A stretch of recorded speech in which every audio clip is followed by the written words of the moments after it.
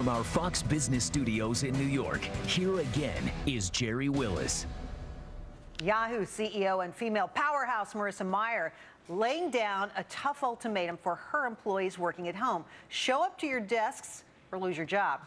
She says some of the best decisions and insights come from hallway and cafeteria discussions. Reads the memo. Speed and quality are often sacrificed when we work from home. But this has lit a firestorm among self-proclaimed feminists, begging the question, what role should feminism play in corporate America? And is it a dirty word? Joining me now, Hadley, Heath, senior policy analyst for the Independent Women's Forum, Michelle Fields, correspondent for Next Generation, and Remi Spencer, an attorney, here with me on set. You know, I want to read this thought to you guys that Marissa gave about feminism, and this is what really caught my attention today. She said, I don't think that I would consider myself a feminist. I believe that women are just as capable, if not more so, but I don't have the militant drive and sort of the chip on my shoulder that sometimes comes with that. Feminism has become, in many ways, a more negative word. Remi, what do you say? I think she's absolutely right. I agree 100% with what she is saying. She is saying that women are capable. They are empowered. She believes in equal rights for men and women. But she's not saying that she's going to label herself. She's not claiming that she got this far in her career because she is a woman or because she was part of a feminist movement. And yes, I think it's an objective fact that today people look at the word feminism differently than they did maybe a decade ago or in the 60s or in the 70s. And that, I think, is what she was commenting on. Hadley, when you look at this, I'm curious what you have to say about this, because I think the faces of feminism have changed over time and people react to that. Do you agree with Marissa? I do. I believe most mainstream American women are going to totally understand where she's coming from in these comments. I do too, because listen, I like to identify myself as a feminist, but when I do, like most people, I feel that I need to clarify exactly what I mean when I use that term. So I don't believe it's become a dirty word, but I think it's a word with many different meanings to many different people. Hey, Michelle, I'm going to ask you about the stay-at-home moms, okay? The mommy bloggers had a fit over her comments about staying at home. Here's what one of them said. The irony is that Mayer has broken the glass ceiling but seems unwilling for other women to lead a balanced life in which they care for their families and still concentrate on developing their skills and career. What do you say to that? Well, I think they're absolutely right. Look, I think it's disappointing because she is, if anyone, she should understand how difficult it is to balance a successful career while also, you know, balancing a family life.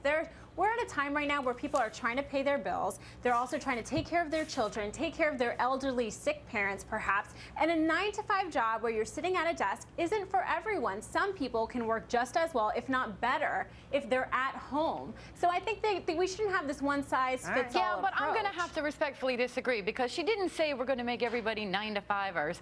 And she didn't say that being home is necessarily a bad thing.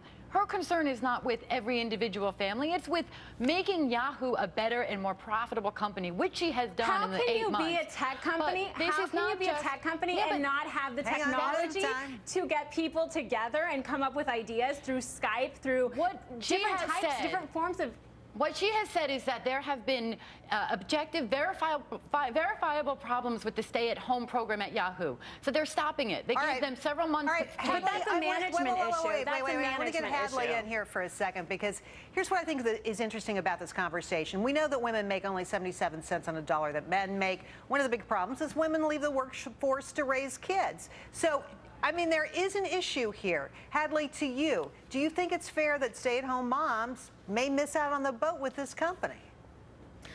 You know, I hear Remi and I hear Michelle, and I think the important point is in a marketplace where the labor market is free and more robust, women can make choices about where they want to go to work and find the right fit, find the right workplace policy for them. You know, I'm someone who has worked in a traditional office space. I've also spent some time working from home, and I enjoy that flexibility so much. In fact, some women make a decision, a conscious decision, to work from home or to work shorter hours, and in exchange, take a smaller paycheck. And that's a freedom I think women should have. I think that's a choice a lot of women might want to make. A strange person weighed in on this whole debate. Richard Branson, no kidding. Here's what he said. Yours truly has never worked out of an office and never will. This seems a backward step in an age where remote working is easier and more effective than ever. Working life isn't 9 to 5 anymore. The world is connected. Companies that do not embrace this are missing a trick. Remi, you know, it's interesting. Branson is not even talking about feminism here. He's just saying that you ought to be able to work from home. But Marissa Mayer is saying, these people are not working from home. They're staying home, and I'm paying them, and I'm not getting what I think I should. You know, I think it's a little bit strange that Branson is chiming in on this, but the truth is you can agree with both of them and not be inconsistent, because I think Branson is right. There has to be some sort of flexibility, but by the same token, if it's not working for Yahoo, Meyer is making the right decision. Michelle, what do you say? But it sounds as if it's not working because they're not keeping tabs on their employers. It seems ridiculous that they need their employees to be in the cubicle next to them to keep tabs on them. If you have good management skills, you should know what everyone is doing, even if they're not in the room with you, if they're at home or working from a different country. We have the technology, we have Skype, GChat, where you can constantly keep tabs. Hadley? It doesn't make sense. Right. I'm excited because all of this seems to be in a very experimental phase. I think employers in the future will compete for the best and brightest workers by offering them more flexibility. I think it's super exciting for women in my generation who want to have that work-life balance, want to have a family, want to have a career, and we're going to get to watch it play out. If Yahoo has made a wrong decision, if Meyer play out has, sooner, she'll baby. face That's the what I consequences. say. Enough of the waiting. All right, Hadley, Michelle, and Remi, thanks for coming on tonight. You guys were absolutely fantastic. Thank you.